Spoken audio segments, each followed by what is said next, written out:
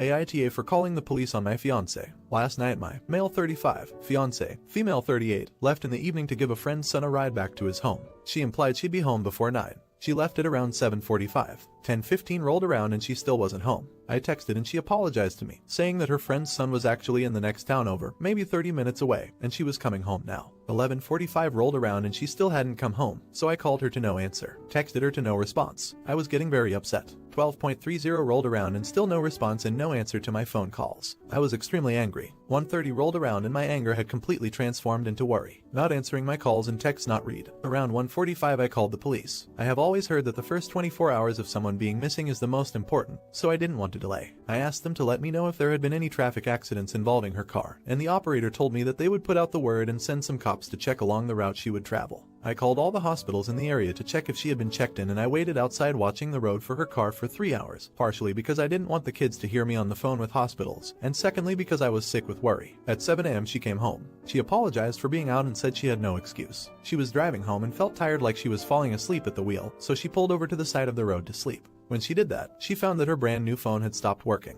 She says she napped anyway because it was the responsible thing to do, and then came home at 7 a.m. to bring the kids to school and get to work on time. I immediately called the police and told them that she had come home safely and gave them the case number and told them to stop searching, which they did. My fiance brought the kids to school and left for work. I set out to start cleaning. Cleaning distressed me sometimes, and I got a call from a policeman asking where she worked. I told him, and asked why, and I was informed that it was their policy to check on the person's wellness after a missing person is found. I asked them to not go by her work but to give her a call instead. He said he couldn't promise. My fiance is relatively new to her job. A police officer showed up and asked to speak with her. She is now enraged at me for calling the police and sending a cop to her work and making her look bad. She is saying I overreacted and that she wasn't missing and that I was punishing her for doing the responsible thing and not driving while drowsy. She is saying that she is never going to leave the house again except for work, because she is afraid I'm going to call the cops on her again. So did I overreact? Should I have waited 2 days like she suggests? Update. First of all, thank you to those of you who offered kind words and solid advice. This update is likely to disappoint some of you, as it does me. My fiance and I have been fighting solidly since before I posted my last thread. It's been exhausting. I called her out on her obvious lie and she fumed at how awful I was for calling her a liar. From then on it was as if she was falling down a smooth well, desperately clawing and grabbing at anything she could to blame me for as she went deeper and deeper. I'm not a perfect man, but in this particular situation, I was an angel, so she had nothing to grab onto. I did a lot of soul searching, and I made a call that most of you will hate. I decided to bury the hatchet. I love her very, very dearly. I had no proof of a lie, and I wasn't too concerned about what she was really up to anyway. Our relationship is open, so even if she fricked around, I didn't care much. She still fought with me though. The fight continued to the point where she broke up with me, but not really, which was a common tactic she had used before. I called her on it and she still fought with me. I asked for space for a night so I could sleep off the exhaustion, and she got upset and told me I was neglectful and selfish for not going to her and making up in person. I am stupid. I am aware of it. Even through all of this, I was apparently able to believe that what she said in emotion wasn't really her talking. Today I was having lunch. Money has been tight lately, for some reason, weird. So I flipped through my wallet to find my credit card, which was missing. Well, you see where this goes. She had stolen it. She cited our desire to join lives together and merge finances, and that when I lent her my wallet once, she took it so she wouldn't have to bother me by asking again. This credit card is mine, under my name and for emergencies only. She was using it for the last month and a half. Well, she has been decent enough to pay back some of it. There was still a $1,500 balance on it that hasn't been paid. She says that it's here just as much as mine and resents me calling her a thief. A lot of the uses were spent at ATMs for cash withdrawals and some interesting ones at the casino. Those of you who guessed gambling were probably right on the money. At that point, I admit I lost it. I am a very calm person, but there was only so much denial of reality that I could take. It's still blurry, but I said a lot of horrible things to her and am in the process of evicting her from my life. I am canceling everything that is in my name that she is a part of, including the new phone line, canceling her car insurance and reclaiming my car that I gave her, and she has trashed. Apparently I can handle lies, cheating and secrets, but who knew theft was my line? Learning experience. Now thinking back, I can identify lots of sketchy poop that my love goggles blinded me to. But there's a pretty strict character limit. Not the idiot. You dodge a bullet. It could have been way worse, especially with gambling addicts. Better check your accounts more frequently and make sure she cannot touch anything. She's an extraordinarily toxic person. Citing a desire of merging finance to take the card had me flabbergasted.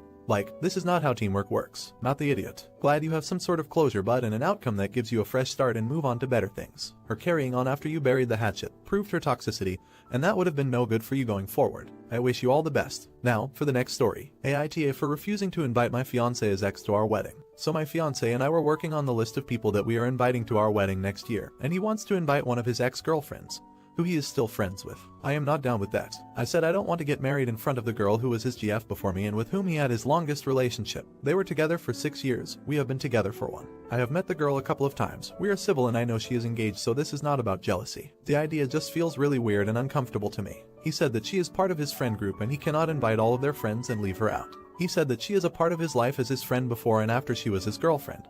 He lived with her in college and she paid for everything because he was broke from supporting his siblings. He said she does not need to be seated anywhere near the altar where I can see her, but he wants her to be there. Am I the idiot? Edit. I just want to clarify that she did not pay his tuition fees. She paid for their apartment, bills and food. And that is a lot, and I'm glad she was there for him when he needed help. Update. So it's been over a month since I first posted, and I thought that I'd post a last update for you guys as part of closing this chapter of my life. Short story, my fiancé and I have broken up. During pre-marriage counseling, he realized that he still loves his ex. She also broke off her own engagement for him. They are now back together. I took to heart 3 things from the replies in my original thread. Those who said I was. You're the idiot told me not to look at my fiancé as his ex but as his friend.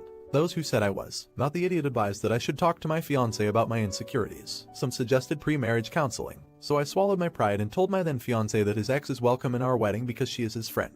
I also told him of my insecurities and asked if we could go to pre-marriage counseling. He was supportive and agreed. After our second meeting with our counselor, my ex-fiancé talked to me. He said that counseling has made him realize that he is still in love with his ex. I was in total shock because he has always been the perfect boyfriend. I never felt like I was competing with anyone for him. He said he never meant to hurt me and that he did love me, but he could not marry me knowing that part of him will always belong to someone else. It's been a few weeks since we broke up and surprisingly I have been holding up well. It hurts because I miss him, but I just tell myself that he's not the right one for me. I'm 23. I have my whole life ahead of me and it's an exciting new adventure to try to find the right person. My ex-fiancé and I are civil. He is a good guy and I appreciate our time together, though it sucks that it has ended. From what I know, he told his ex that he still loves her, and I guess she felt the same way because she also broke off her engagement to give their relationship another try. Good luck to them. Not the idiot. Can I just say that you're being super healthy about this? And so is your ex. Super proud of you, and I don't know you. If I could go back in time, I wouldn't have married my now ex-husband at the age of 22 because I definitely had someone else on my mind. Not the idiot. Sorry for the loss, but congratulations are starting a new chapter in your life. That being said, do not take him back in 6 months when he realizes that the same issues that broke them up in the first place are still issues. Now I suggest starting this new chapter by planning a nice vacation somewhere beautiful. Now, for the next story. AITA for kicking my sister out of my family gathering after a comment about my adopted son. Some feel I, male 32, should have handled the situation, but I don't see how I'm wrong. Me and my sister, 37F, are not as close as we used to be because of some messed up stuff that happened years ago. I had my son Jesse, 9, pretty young. Months after that, to my surprise, my ex was pregnant again. Only I knew it wasn't me because having an infant to take care of and provide for left me with zero interest in sex. And we found out it was my sister's fiancé ex now that she was seeing behind our backs. It hurts. Worst pain ever, but for my son's sake I tried to get past it. I come from a family of half-sibs too, so I wanted my son to be close to his half-brother, Keith. Surprise. Not only were they, my ex and my sister's ex, horrible lying cheaters, but also terrible parents. Both got hooked on drugs, only escalated from there. He got locked up when Keith was 3. This particular issue with my sister happened a couple years ago. My ex got sick. She was scared of Keith ending up in foster care like her, and I didn't want that for him either. I illegally adopted him before she passed when he was 6. Not everyone in my family was on board at first, but he's the kind of kid that is hard not to love, so they warmed up to him. My sister never did. She hated that I brought the son of her ex-fiancé into my family, and I understood why it was painful, but Keith's and Jesse's best interests were my main priority. That's how we drifted apart. Last weekend was my birthday and I had a small barbecue at my place. My parents have tried hard to mend things between us, so they convinced me to let her come too so we can chat. I thought that meant she was cool with Keith because obviously the 3 of us are a package deal. I asked my parents how she would feel about Keith. They said not to worry about it. Again, I took it as she came around. Only she wasn't told he would also be present. But how could he not be? He lives there. My sister got there and she was mad when she saw him. She very specifically said, "I thought this was family only, what's he doing here?" Loud enough where he could have easily heard, but thankfully he was playing with his brother. My sister was pissed because my parents told her Keith wouldn't be around. And I got pissed when she told me she didn't want him here, expecting me to do something about it. So I just told her to leave, and she's not welcome here then. There was some back and forth from her and my parents. I didn't want that kind of talk around my son, so I still made her leave. My mom seems to think I was a huge idiot for kicking her out of my party instead of trying to work things out. Like they take Keith somewhere out of sight while me and her talk. But to me, what's the point of us working it out if that's how she still feels toward my son? Well, this is still causing some conflict since I escalated the feud by making her leave instead of actually talking to her. Am I the idiot? Update. Okay, I actually wasn't going to add anything, but figured since conflict has somewhat resolved, why not? This issue was mostly on my parents, and I decided to contact my sister to discuss what to do with them. It was a very tense conversation. Really tense. She was still very mad at me. Lots of resentment, obviously. I was angry at her for her reaction at my party, but at least we managed to remain civil and kept the topic solely on our parents to make sure they don't try to pull something like this again.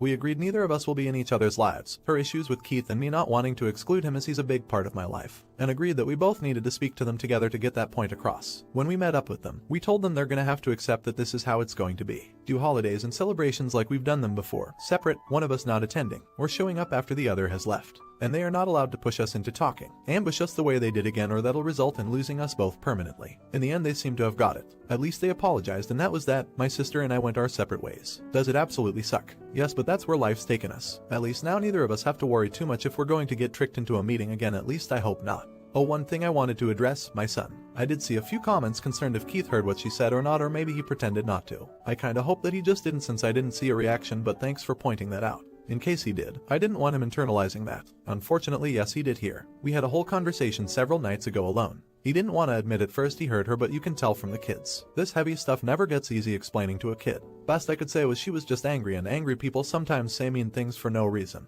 But no matter what, he's family. He knows he's my boy and I love him, and his brother does too. I'm glad he knows that. Glad people brought it to my attention. Glad to have gotten Reddit's support and wisdom. I appreciate it so much. Not a perfect ending where everyone got along, but at least now boundaries have been drawn and less chances of this happening again. Not the idiot. I'm glad you were able to have an in-depth discussion with your son. Definitely keep your boundaries up and watch for any self-hate talk. I don't belong with you talk, just in case. The way you handled your parents with your sister was kind of amazing. Truce to deal with this topic. Your parents' behavior, tricking both of you, and then stay away from me. Not the idiot. Your kids are very lucky to have a mature, compassionate father like you. I'm sorry you're going through this, but just know your kids will thank you one day for having their back and loving them unconditionally.